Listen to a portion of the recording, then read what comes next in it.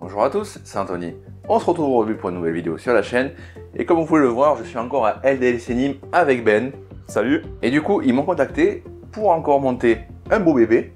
Très beau bébé. Il est caché, on va vous montrer juste après. Parce que là, si on le met, je pense qu'on va plus nous voir. Voilà, ça va être compliqué là. Hein. Voilà. On va d'abord détailler un peu et vous allez voir ça juste après.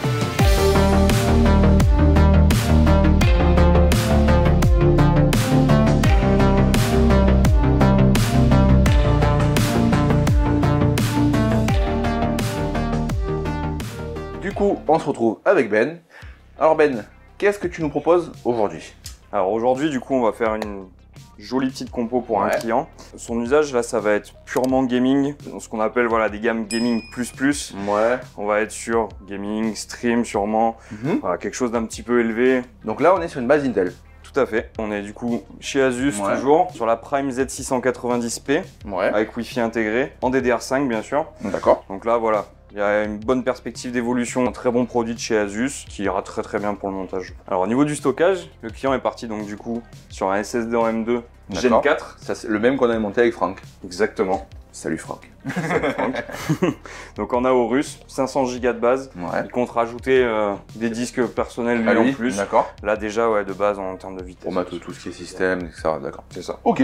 Pour mettre sur cette i7, qu'est-ce que tu vas nous mettre? On va rester, du coup, on parlait d'Asus tout à l'heure. On est donc sur un produit ROG, les Strix LC2 360 en RGB. Il y a largement la place dans ce boîtier pour pouvoir le mettre.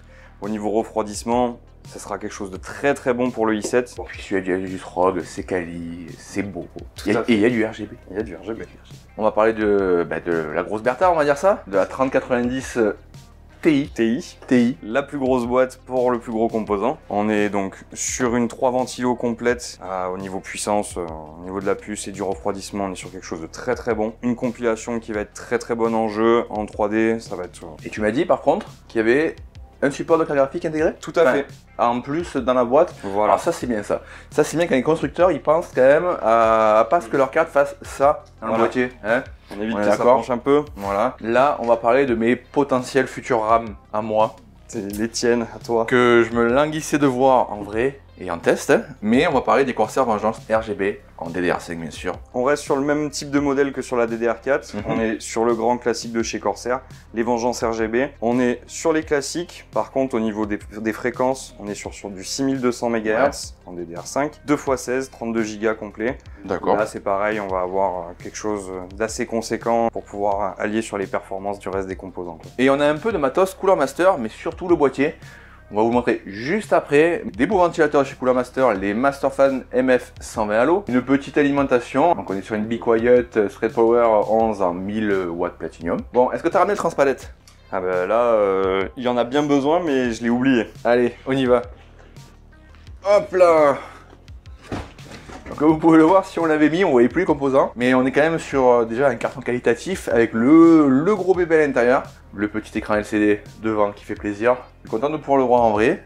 Bon Ben, on passe au montage? Allez. Mais attends, t'as pas oublié un truc? Quoi? Bah les pouces bleus. Eh oui, n'oubliez pas de mettre le pouce bleu en bas de la vidéo si cette vidéo vous plaît. La cloche de notification pour être alerté des prochaines vidéos sur la chaîne. Et vous abonner à la chaîne si ce n'est pas déjà fait. Tous les réseaux sont en description. N'hésitez pas à checker. Bon, on y va? Allez, c'est parti.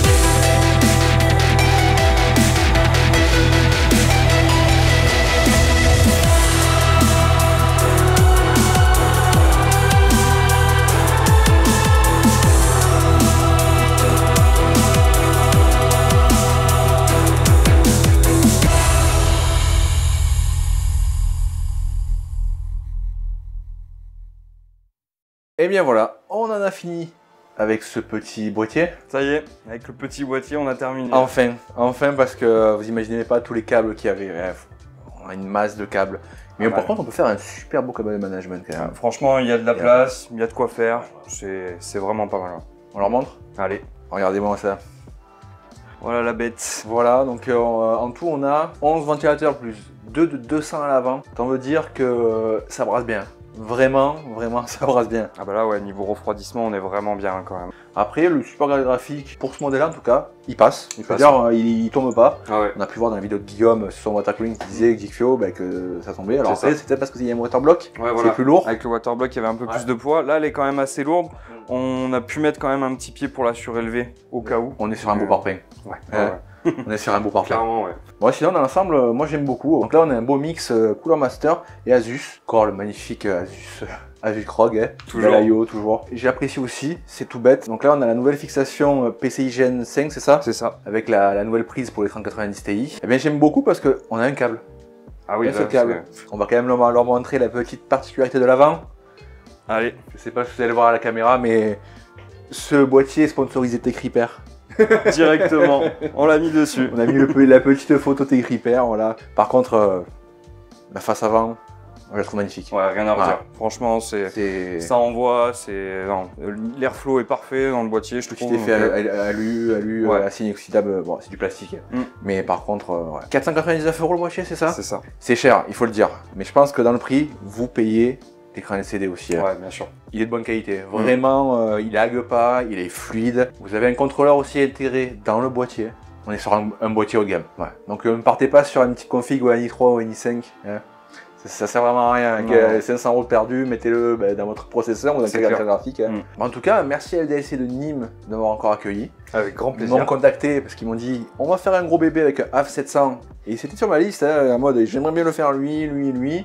Voilà, c'est bon, c'est coché. Au merci prochain. à toi Ben, merci avec à plaisir. Damien. Merci à Franck qui est en train de bosser actuellement, celui qui était dans la dernière vidéo quand je suis venu ici. Et je n'ai pas été payé par LDLC. Voilà. Pas du tout. Que ce soit Nîmes ou même LDLC tout court. Je tiens à le préciser parce que suite à une première vidéo LDLC Vaison, cette vidéo est sponsorisée par mon banquier. Ben, je te dis à la prochaine. Bah à la prochaine, ouais. Avec plaisir. En tout cas, si cette vidéo vous a plu, n'hésitez pas à mettre le pouce bleu en bas de la vidéo, à vous abonner à la chaîne et mettre la cloche de notification si ce n'est pas déjà fait. Allez voir la page Instagram et tous les réseaux de LDLC Nîmes sont en description. Je vous dis à la prochaine pour une nouvelle vidéo sur la chaîne. C'était Anthony. Allez, salut! Salut!